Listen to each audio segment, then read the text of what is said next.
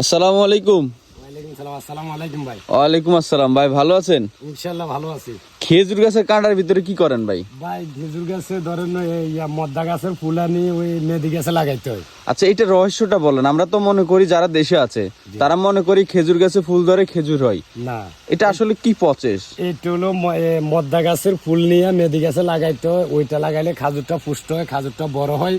এখন যদি এটা না লাগাইলে খাজুর যাবে তিন গুণ ছোট ছোট হয়ে যাবে, ছোট ছোট হয়ে যাবে, ছোট ছোট হয়ে যাবে। তার মানে বেডি গাছের মধ্যে ফুলের মধ্যে বেটা গাছের ফুলের গন্ধ শুকাইতে হয়। হ্যাঁ, গন্ধ শুকাইতে হয়। আচ্ছা আচ্ছা, এটা কতদিন পর্যন্ত শুকান লাগে? এটা ধরেন আজকে ধরে ফুল লাগাইলে তিন চার দিনের মতো, তিন চার দিনের ভিতরে ফুলটা ধরেন ক্লিয়ার হয়ে যাবে।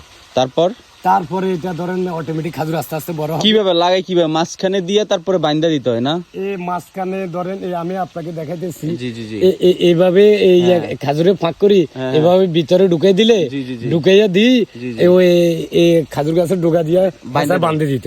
আচ্ছা, যে পাউডারটা আছে ওই পাউডারটা ওই খাজুর গাছে টানে টানে সঙ্গে আর কি।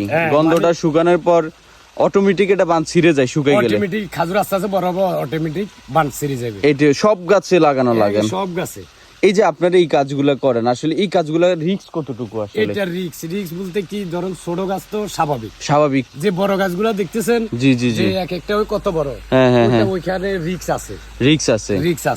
যারা নতুন তারা কি এই কাজ পারে না, অনেক টাইমে হাত কাটি গেলা, পরি যা ঠ্যাং কাটি গেলা, ওই ধরনের যারা এখন আমরা ধরুন পুরান, ইনশাল্লাহ আঙ্গু কোনো সমস্যা হয় না।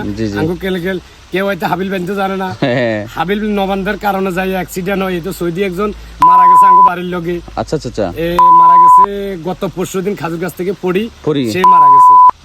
ওই আঙ্গু বাড়ির পাশে ওই মন্টুদর অফিসের ছেলে বলে আর কি, সৌদি আরব, সে মারা গেছে। আচ্ছা আচ্ছা আচ্ছা, তো ঠিক আছে ভাই, করেন তাহলে কাজ। হ্যাঁ, ওকে ভাই, আসসালামু আলাইকুম। ওয়ালাইকুম আসসালাম।